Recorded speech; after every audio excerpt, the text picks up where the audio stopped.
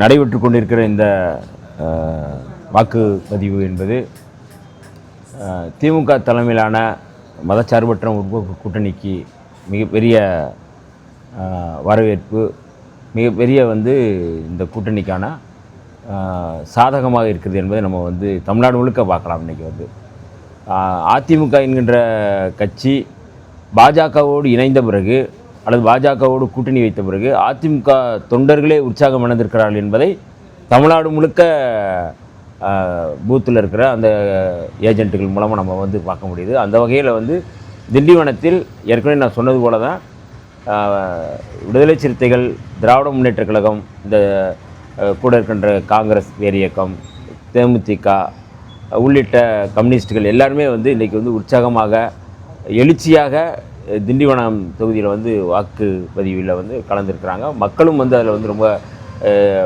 மகிழ்ச்சியோடு பெரும் எதிர்பார்ப்போடு இந்த பதிவில் வாக்குப்பதிவில் கலந்துருக்கிறாங்க. அதனால் தங்களுடைய ஜனநாயக கடமையை இன்றைக்கு தமிழ்நாடு மக்கள் மிக தெளிவாக முடிவெடுத்திருக்கிறார்கள். மீண்டும் திராவிட மாடல் அரசு, ஸ்டாலின் தொடரட்டும், தமிழ்நாடு வெல்லட்டும் என்கின்ற முழக்கத்தை முன்வைத்த மாண்புமிகு முதல்வர் அவர்களுடைய அந்த கனவு இன்றைக்கு நிறைவேறி கொண்டிருக்கிறது.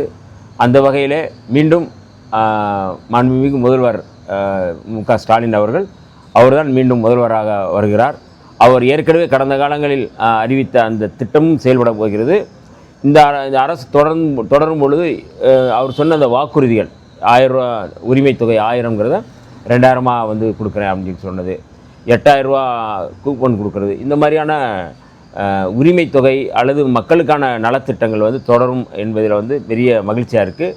தமிழ்நாடு முழுக்க இன்றைக்கி பாஜக, ஆர்எஸ்எஸ், சங் பரிவார அமைப்புகளுடைய முயற்சி, மக்கள் அந்த முயற்சியை முறியடித்து கொண்டு இருக்கிறார்கள் என்பது இந்த வாக்குப்பதிவின் மூலமாக நம்ம தெரிந்து கொள்ளலாம்.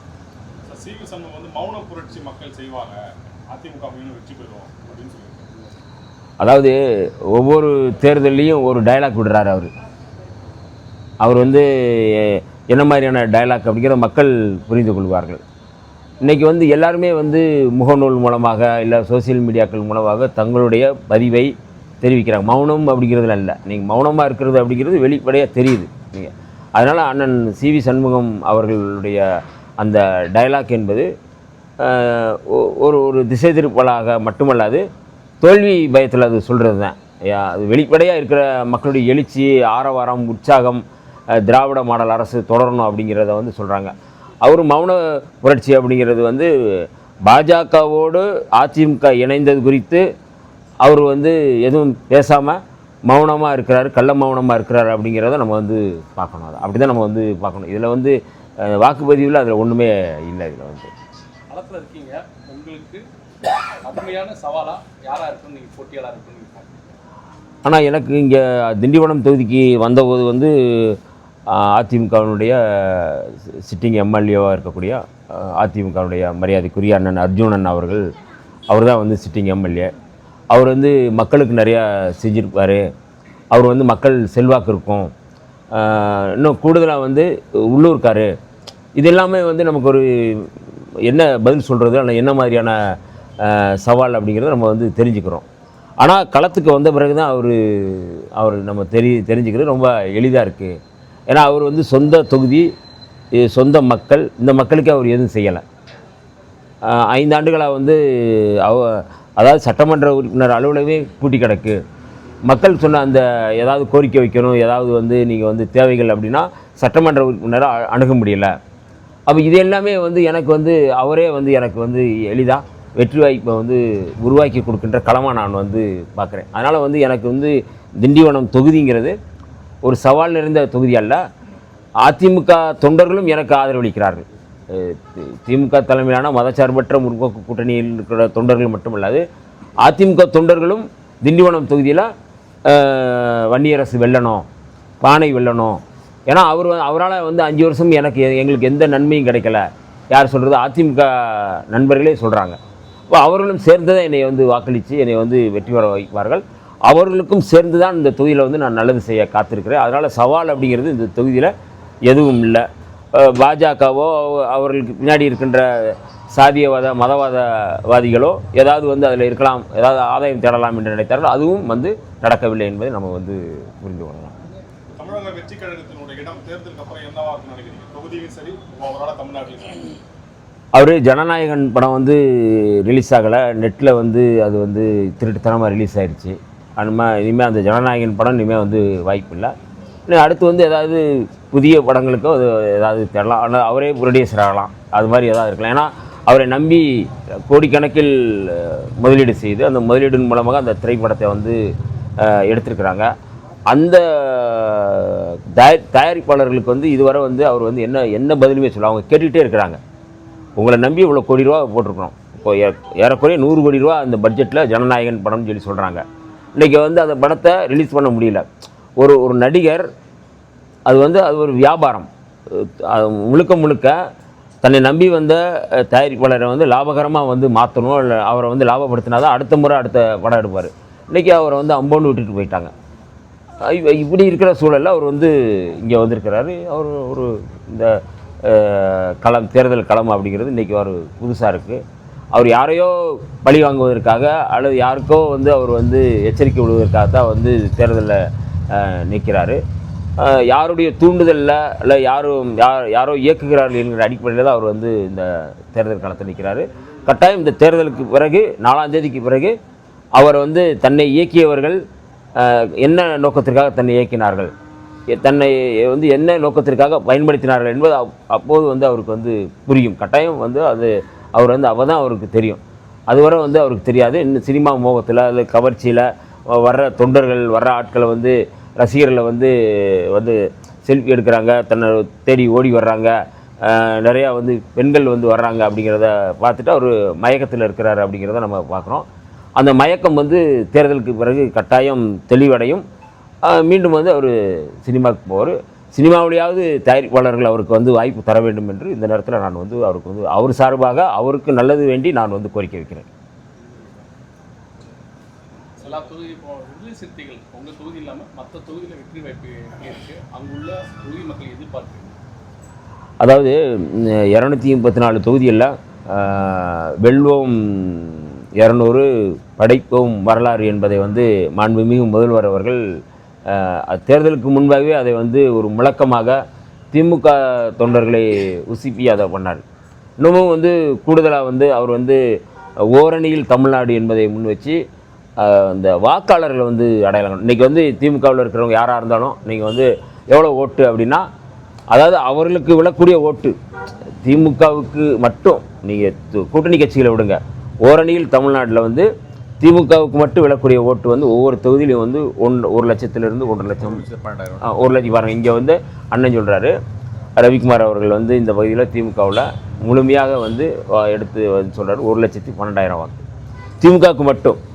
அப்போ விடுதலை சிறுத்தைகளுக்கு, காங்கிரஸுக்கு, கம்யூனிஸ்ட் கட்சிக்கு, தேமுதிகவுக்கு, கூட்டணியில் இருக்க எல்லா கட்சிகளுக்குமான வாக்குகள் வந்து நீங்கள் கூட்டி பார்த்தீங்கன்னா இன்றைக்கி வந்து சாலிடாக வந்து அறுதி பெரும்பான்மையாக இந்த 234 தொகுதிகளிலுமே திராவிட முன்னேற்ற கழகத்தின் தலைமையிலான இந்த மதச்சார்பற்ற முற்போக்கு கூட்டணி கட்டாயம் வந்து மிகப்பெரிய இடங்களில் வந்து வெல்லும் என்பதில் எந்த மாற்று கருத்தும் இல்லை. அதனால் வந்து கட்டாயம் வந்து சிலர் வந்து சொல்கிறாங்க, ஏதாவது வந்து அதிமுக எவ்வளோ இடம் வரும், இத்தனை இடம் 24 25 அப்படிங்கிறத சொல்கிறாங்க.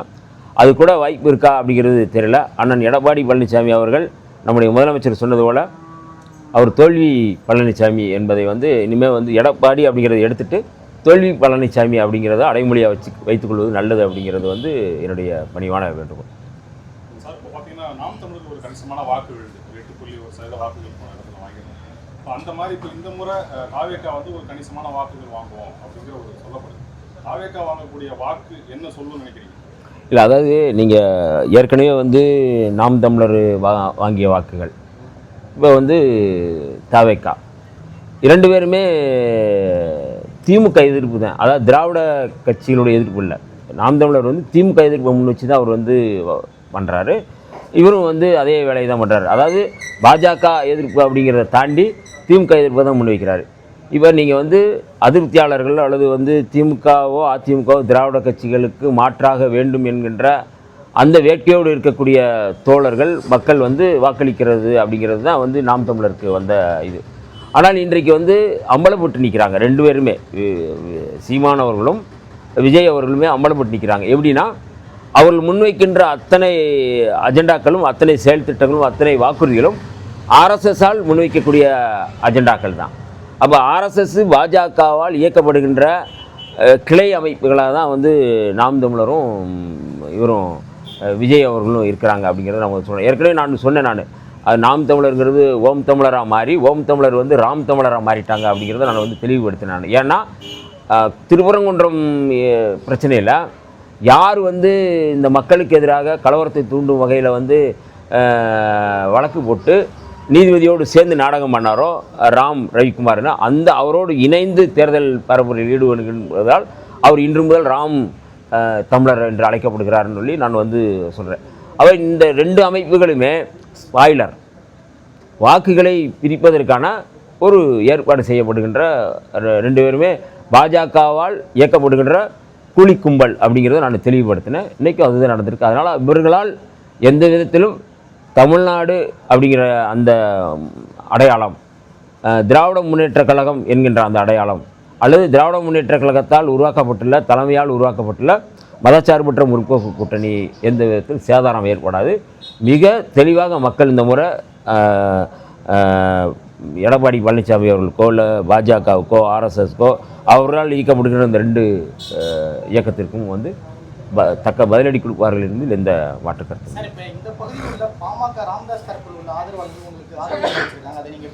கேள்விப்பட்டிருக்கிறேன். விடுதலை சிறுத்தைகள் எப்போதும் சமூக நல்லிணக்கத்தை விரும்புகின்ற பேர் இயக்கம். எங்களுடைய தலைவர் எழுச்சி தமிழர் தொல்காப்பியன் திருமாவளவன் அவர்கள் ஒரு சமூக நல்லிணக்கத்தை தமிழ்நாடு முழுக்க அதை வந்து அரசியல்படுத்தி வருகிறார்கள். அந்த வகையில் மரியாதைக்குரிய ஐயா மருத்துவர் ராமதாஸ் ஐயா அவர்களோடு விடுதலை சிறுத்தைகள் எப்போதும் வந்து அவர் மீது நன்மதிப்பு உள்ளவர்கள். அதாவது அரசியல் ரீதியாக வந்து எடுக்கிற முடிவாக இருந்தாலும் மருத்துவர் ஐயா மீது வந்து எப்போதுமே எங்களுக்கு நன்மதிப்பு உண்டு. அவர் வந்து உடல்நலம் பாதிக்கப்பட்டிருக்கிறார் என்று சொன்னார்கள். அவர் உடல்நலம் தேறி அவர் வந்து இன்னும் வந்து 100 ஆண்டுகள் அவர் வந்து முழுமையான ஆரோக்கியத்தோடு அவர் வாழ வேண்டும் என்று நாங்கள் வந்து வாழ்த்துகிறோம், விரும்புகின்றோம். இன்னும் 5 மணி நேரம் தான் தேர்தலுக்கு இருக்குது. திண்டிவனம் தொகுதி வாக்காளருக்கு பொதுமக்களுக்கு நீங்கள் என்ன சொல்லுங்கள்?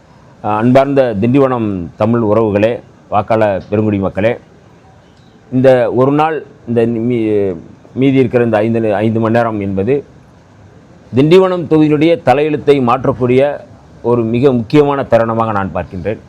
இனி திண்டிவனம் அல்ல, திண்டி வளம் என்று சொல்லக்கூடிய வகையிலே திண்டிவனத்தை உருவாக்கப் போகிறேன். அவர் நான் மட்டுமல்ல, திமுக தலைமையிலான மதச்சார்பற்ற முற்போக்கு கூட்டணியோடு இணைந்து மாண்புமிகு முதல்வர் அவர்கள் திண்டிவனம் தொகுதியை அவர் தனிப்பட்ட முறையில் வந்து இந்த தொகுதியை வந்து வளப்படுத்துவதற்கு அவர் தயாராக இருக்கிறேன் என்று சொல்லியிருக்கிறார்கள். அந்த வகையில் வந்து இந்த திண்டிவனம் தொகுதியை ஒரு தொழிற்சாலைகள் இருந்த தொகுதியாக, வேளாண் கல்லூரியை உருவாக்கக்கூடிய ஒரு தொகுதியாக, இன்னமும் கூடுதலாக நிறைய சிப்காட் வந்து இப்போ எங்கள் நாடாளுமன்ற உறுப்பினர் அவர்கள் உருவாக்கியிருக்கிறாங்க. அப்போ இன்னும் கூடுதலாக என்னென்ன செய்யணும் அப்படிங்கிறத திண்டிவனம் தொகுதியை வந்து ஒரு மாடர்னாக, ஒரு ஹைடெக்காக, ஒரு ஸ்டைலிஷான ஒரு தொகுதியாக மாற்றணும்னு நான் விரும்புகிறேன். அதற்கு உங்களுடைய ஒத்துழைப்பு தேவைப்படுகிறது, மக்களுடைய ஒத்துழைப்பு தேவைப்படுகிறது. நான் ஏற்கனவே சொன்னது போல் எம்எல்ஏ என்பது மெம்பர் ஆஃப் லெஜிஸ்லேட்டிவ் அசம்பிளி அல்ல, மெம்பர் ஆஃப் லேபர் அசம்பிளி என்பதை நான் வந்து தொடர்ந்து சொல்லி வருகிறேன். உங்கள் வீட்டு வேலைக்காரனாக இந்த தொகுதியிலிருந்து பணி செய்வதற்கு எனக்கு ஒரு நல்ல வாய்ப்பை தர வேண்டும். இந்த 5 மணி நேரம் இருக்கிறது, 5 மணி நேரத்தில் ஒரு சிறப்பான ஒரு தொகுதியாக மாற்றுவதற்கு எனக்கு ஒரு நல்ல வாய்ப்பு தர வேண்டும் என்று தொகுதி மக்களுக்கு நான் வந்து வேண்டுகோள் விடுக்கின்றேன்.